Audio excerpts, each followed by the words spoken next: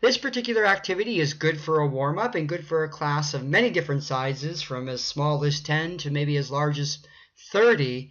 And it's very good for language classes, but could also work for history and science classes as well. You just have to be a little bit creative. So what I typically do is, if I have a whiteboard or a blackboard, I will write at least 30 words on the board.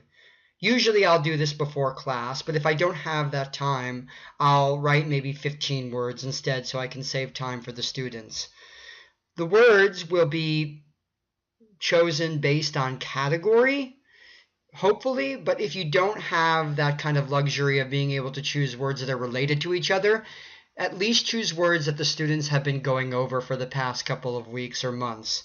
Words that they will be responsible for when they take their next midterm or final exam, because it just kind of incentivizes the students to pay attention to the words. So after I've written the words on the board, I will have the students look at the board and instruct them to just look for 30 seconds.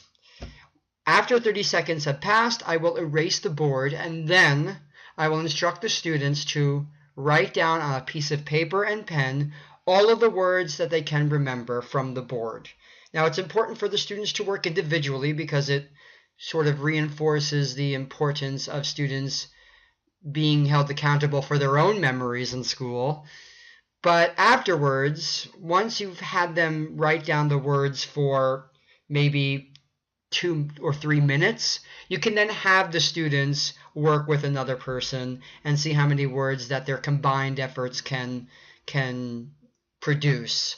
So it's important to start off individually just so that you can make the activity sort of protracted, to lengthen it, so that way students are testing themselves and then they're working with other people in a sort of team spirit.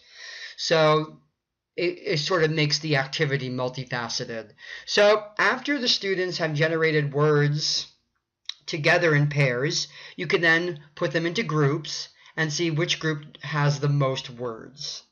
And then afterwards, you can then write the words again back on the board and then review the vocabulary that the students did not remember. And then ask them if there were words that they put down that they also did not understand or know. And so it becomes a very good review of vocabulary, a fun way of activating students' memories and recall, and it also provides a really good opportunity to review words. And studies have shown that I think students, particularly in middle school, need to repeat information at least 16 times before they get the information stored in their long-term memories.